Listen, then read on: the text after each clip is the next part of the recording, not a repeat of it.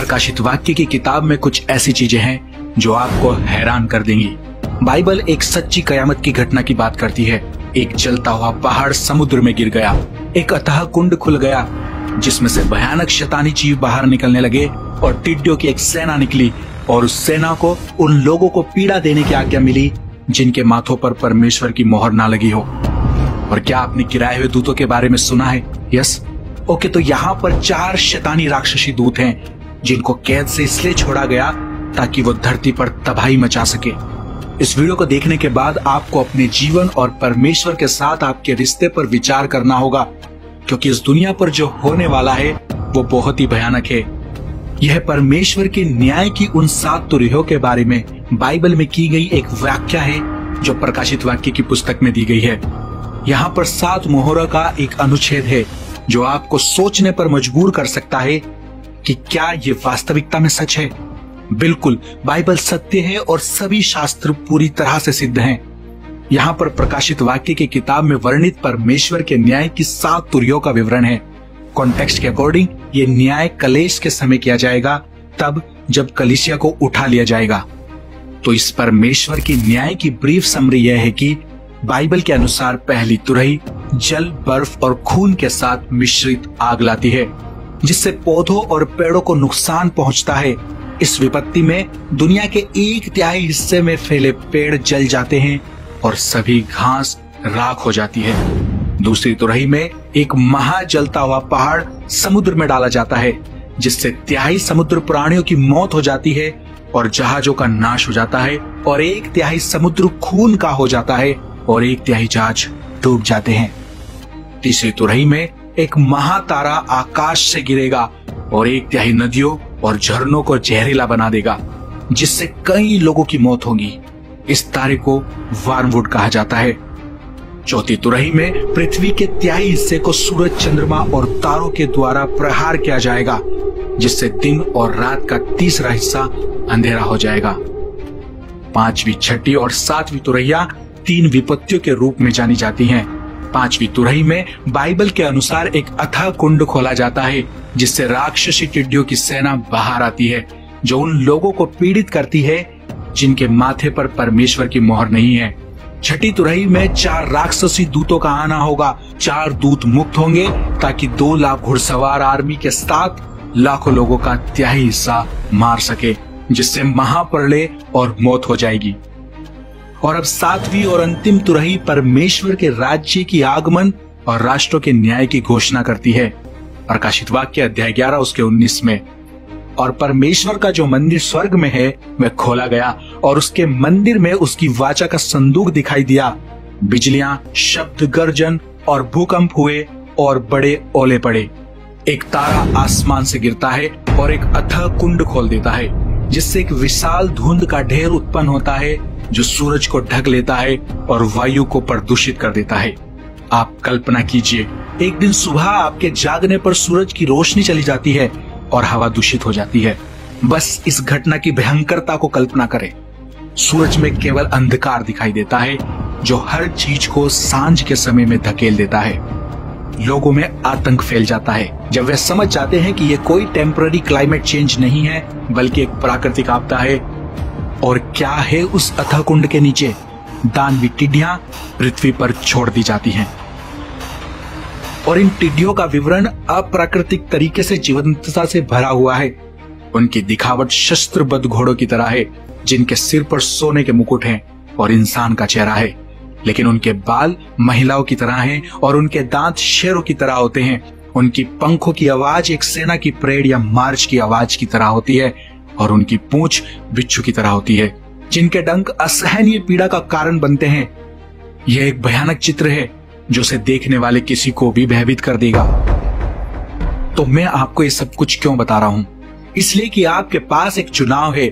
लूका अध्याय 21 उसके 36 में लिखा है, इसलिए जागते रहो और हर समय प्रार्थना करते रहो कि तुम इन सब आने वाली घटनाओं से बचने और मनुष्य के पुत्र के सामने खड़े होने के लिए योग्य बनो।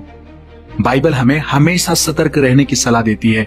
जब प्रभु अपनी कलीसिया के लिए लौटेंगे तो वह उन लोगों के लिए लौटेंगे जो विश्वास पूर्वक जीवन जी रहे हैं। सब कुछ पलक झपकते ही होगा। क्या आप सतर्क हैं? क्या आप हमेशा निगरानी कर रहे हैं? क्या आप सच में मसीह का अनुसरण कर रहे हैं? प्रकाशित वाक्य अध्याय 12 उसके 12 को देखिए, जो कहता है, इस कारण है स्वर्गों और उनमें रहने वाले मग्न हो, हे पृथ्वी और समुद्र तुम पर हाय, क्योंकि शैतान बड़े क्रोध के साथ तुम्हारे पास उतर आया है, क्योंकि जानता है कि उसका समय थोड़ा ही बाकी है। इस वाक्य में हम यह निश्चित कर सकते हैं कि शैतान इस पृथ्वी पर है, क्योंकि बाइबल कहती है पृथ्वी और समुद्र के लिए विपत्ति है, क्योंकि शैतान तुम्हारे पास उतर आया है। हम यह भी समझ सकते हैं कि वो क्रोधित है। वास्तव में बाइबल कहती है कि शैतान क्रोध से भरा हुआ है, क्योंकि उसे पता है कि उसका समय थोड़ा ही बचा है, और अगर उसका समय थोड़ा है तो इसका मतलब यह है कि यीशु मसीह के फिर आने का समय करीब है। अगर हम सही से प्रकाशित वाक्य अध्याय 12 उसके 12 को अध्ययन करें और समझने का प्रयास करें तो हमें समझ आएगा कि हमारी दुनिया में पाप और अन्याय क्यों इतना ज्यादा है, क्योंकि शैतान अब क्रोध में है। अब प्रकाशित वाक्य की पुस्तक दृष्टांतों और प्रतीकात्मकता से भरी हुई है, और यह वाक्य भी कोई अपवाद नहीं है। प्रकाशित वाक्य अध्याय 12 उसके 7 से, फिर स्वर्ग पर लड़ाई हुई। मिकाइल और उसके स्वर्गदूत अजगर से लड़ने को निकले, और अजगर और उसके दूत उससे लड़े, परंतु प्रबल ना हुए, और स्वर्ग में उनके लिए फिर जगह न रही। और वह बड़ा अजगर अर्थात वही पुराना सांप जो शैतान कहलाता है और सारे संसार का भरमाने वाला है, पृथ्वी पर गिरा दिया गया, और उसके दूत उसके साथ गिरा दिए गए। यह दिखाता है कि स्वर्ग में एक महायुद्ध हुआ, जिसमें ड्रैगन, जिसे शैतान भी कहा जाता है, और उसके दूत मिकाइल और उसके स्वर्गदूतों के खिलाफ लड़े। शैतान और उसके अनुयायी हार गए और पृथ्वी पर उन्हें नीचे गिरा दिया गया, जहां वे क्रोधित हैं और अराजकता और विनाश का शोध करता है। फॉर एग्जाम्पल, एक पिंजरे में बंद शेर को देखिए। कल्पना कीजिए एक जंगली शेर को जो एक चिड़ियाघर में अपने पिंजरे में बंद है। वो शेर शक्तिशाली और खतरनाक है, लेकिन एक छोटे से स्थान में सीमित है। अब सोचिए कि इस पिंजरे का दरवाजा अचानक खुल जाता है और शेर को मुक्त किया जाता है। शेर क्रोधित है और हर जगह हमला करता है जो भी उसकी राह में आता है। ये वही है जो शैतान के साथ हो रहा है। वह पहले आध्यात्मिक क्षेत्र में सीमित किया गया था, लेकिन अब पृथ्वी में घूमने के लिए रिहा हो गया है। वे क्रोधित है और हमला करने और सब कुछ नष्ट करने की खोज में है। पहला पत्रस अध्याय 5 उसका 8 में, सचेत हो और जागते रहो, क्योंकि तुम्हारा विरोधी शैतान गरजने वाले सिंह के समान इस खोज में रहता है कि किसको फाड़ खाए। लेकिन क्यों शैतान विनाश करने के लिए इतना उतारू क्यों है? इसका जवाब उसका परमेश्वर के खिलाफ विद्रोह में छिपा है। शैतान कभी परमेश्वर का ही दूत था, लेकिन उसने विद्रोह किया और स्वर्ग से निकाल दिया गया। उसके बाद से उसने परमेश्वर और उसके लोगों के खिलाफ युद्ध की घोषणा कर दी। सच्चाई और ज्ञान से दूर लोगों को पाप की ओर ले गया, और इसलिए संसार में पाप और बुराई इतने अधिक होते हैं। इस दुनिया में शैतान सक्रिय रूप से लोगों को प्रलोभन और पाप में ले जाने का काम कर रहा है, और यह उम्मीद करता है कि वह लोगों को परमेश्वर से दूर और अनंत निंदन की ओर मोड़ देगा। लेकिन हमें डरने की आवश्यकता नहीं है, क्योंकि यीशु ने पहले ही शैतान को क्रूस पर हरा दिया है। प्रकाशित वाक्य अध्याय 12 उसका 12वां वचन हमें याद दिलाता है कि इस दुनिया में पाप और बुराई शैतान के परमेश्वर के खिलाफ विद्रोह के कारण है। लेकिन हम मसीह विश्वासी होने के नाते यह आश्वासन ले सकते हैं कि यीशु ने पहले ही शैतान पर विजय प्राप्त कर ली है, और यीशु के द्वारा ही हमें प्रलोभन का सामना करने की शक्ति और बुराई को परास्त करने की क्षमता मिली है। आओ हम यीशु में अपना विश्वास रखें और शैतान की योजनाओं के खिलाफ दृढ़ता से खड़े हों, जानते हुए कि हमारा शाश्वत इनाम यीशु मसीह में सुरक्षित है। हर दिन हमें एक चुनाव करना होता है। भविष्य के डर में जीने की कोई आवश्यकता नहीं है। बाइबल हमें बताती है, प्रेरितों के काम अध्याय 2 उसके 17 में, परमेश्वर कहता है कि अंत के दिनों में ऐसा होगा कि मैं अपना आत्मा सब मनुष्यों पर उंडेलूंगा, और तुम्हारे बेटे और तुम्हारी बेटियां भविष्यवाणी करेंगी, और तुम्हारे जवान दर्शन देखेंगे, और तुम्हारे वृद्ध पुरुष स्वप्न देखेंगे। तीतुस अध्याय 2 उसके 13 में बाइबल हमें बताती है, और उस धन्य आशा की अर्थात अपने महान परमेश्वर और उद्धारकर्ता यीशु मसीह की महिमा के प्रकट होने की प्रतीक्षा करते रहें, जिसने अपने आप को हमारे लिए दे दिया कि हमें हर प्रकार के अधर्म से छुड़ा ले और शुद्ध करके अपने लिए एक ऐसी जाति बना ले जो भले भले कामों में समग्र हो। हमारे परमेश्वर का लौटना हमारे लिए सबसे बड़े आशीर्वाद की आशा है। इसलिए निराश ना हो, इस दुनिया के बारे में ना सोचो, बल्कि अपनी आंखें यीशु मसीह पर बनाए रखें, जो सच्चाई और जीवन है और जिसने स्पष्ट रूप से कहा है कि कोई भी पिता के पास मेरे बिना नहीं आता। आप और मुझे ये सुनिश्चित करना चाहिए कि हम मत्ती में उल्लेखित उन लोगों की तरह ना बने, जहां बाइबल कहती है कि उस दिन कई लोग मुझसे कहेंगे कि हे प्रभु, क्या हमने तेरे नाम में भविष्यवाणी नहीं की, तेरे नाम में दुष्ट आत्माओं को नहीं निकाला, तेरे नाम से बहुत सारे शक्तिशाली काम नहीं किए।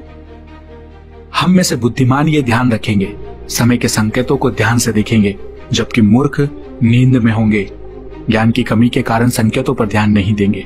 परमेश्वर की बुद्धिमत्ता को मांगने के लिए प्रार्थना करते रहो। हमें इन समयों में बुद्धिमान होने की आवश्यकता है। हमें आत्मा से भरा रहना और आत्मा द्वारा मार्गदर्शित होना है। हमें अपने जीवन की तैयारी करनी है और हमें हमारे प्रभु और उद्धारकर्ता यीशु मसीह के वादे की प्रतीक्षा में तैयार बने रहना है। यूहन्ना अध्याय 14 उसका 2 और 3 में, मेरे पिता के घर में बहुत से रहने के स्थान हैं, यदि ना होते तो मैं तुमसे कह देता, क्योंकि मैं तुम्हारे लिए जगह तैयार करने जाता हूँ, और यदि मैं जाकर तुम्हारे लिए जगह तैयार करूँ तो फिर आकर तुम्हें अपने यहाँ ले जाऊंगा, कि जहां मैं रहूं वहां तुम भी रहो।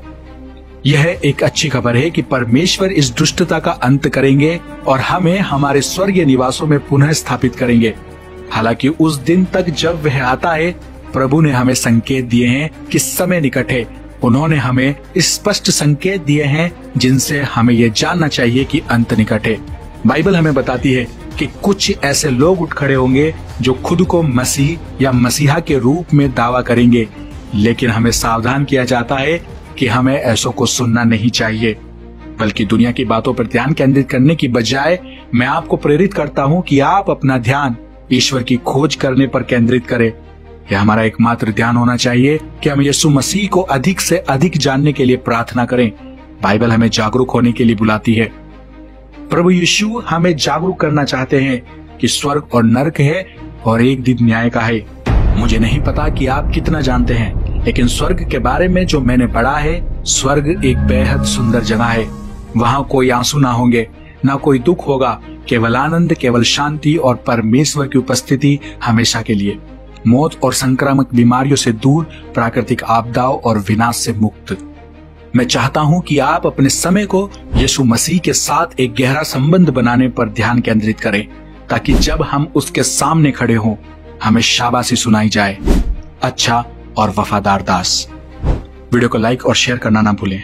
और WTL पर अगर आप पहली बार आए हैं तो मेरी आपसे रिक्वेस्ट है, जल्दी से आप WTL को सब्सक्राइब कर लें और साथ में बेल आइकन भी प्रेस कर दें, ताकि हमारी आने वाली नेक्स्ट वीडियो का नोटिफिकेशन सबसे पहले आपको मिल सके। Thank you. May God bless you. Stay tune, stay blessed.